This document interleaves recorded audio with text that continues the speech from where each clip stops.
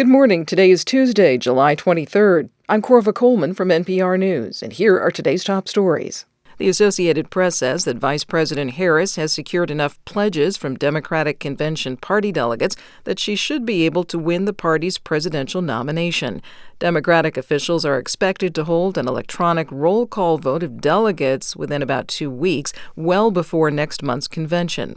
Harris spoke to campaign staffers in Wilmington, Delaware yesterday about the next steps in a very short campaign season.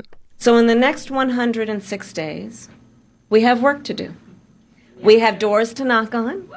We have people to talk to. We have phone calls to make. And we have an election to win.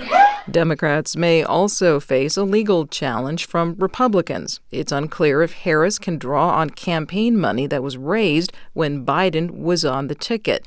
But Harris has always been on the Democratic ticket, and other election law experts suggest there should not be a problem for her to tap the campaign funding. Israeli Prime Minister Benjamin Netanyahu is in Washington for a 3-day visit. Tomorrow, he is scheduled to address a joint meeting of Congress. The Israeli leader will meet Vice President Harris later this week, and NPR's Jackie Northam reports he's also expected to sit down with President Biden. This is Netanyahu's first time out of Israel since the start of the war in Gaza in October, but he'll be greeted in Washington with many of the same divisions and anger over the conflict that he left back home. Netanyahu has been facing increased pressure by the Biden administration to reach a ceasefire deal to end the war. Some relatives of Israeli hostages held in Gaza, as well as Israeli soldiers, are also traveling to Washington to take part in protests over Netanyahu's handling of the war.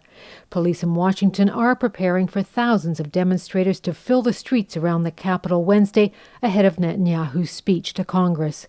Jackie Northam, NPR News. Secret Service Director Kimberly Cheadle testified before the House Oversight Committee yesterday. Lawmakers grilled her for nearly 5 hours about the attempted assassination of former President Donald Trump.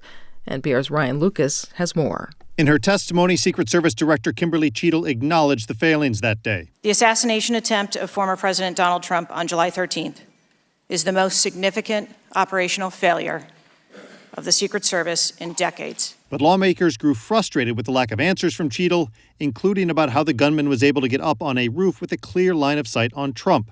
Here's the committee's Republican chairman, James Comer. The American people have questions. They deserve answers. Congress deserves answers. You were subpoenaed today to provide answers, and ma'am, you did not do that. Lawmakers on both sides of the aisle ramped up their calls for her to step down. Ryan Lucas, NPR News, Washington. You're listening to NPR News.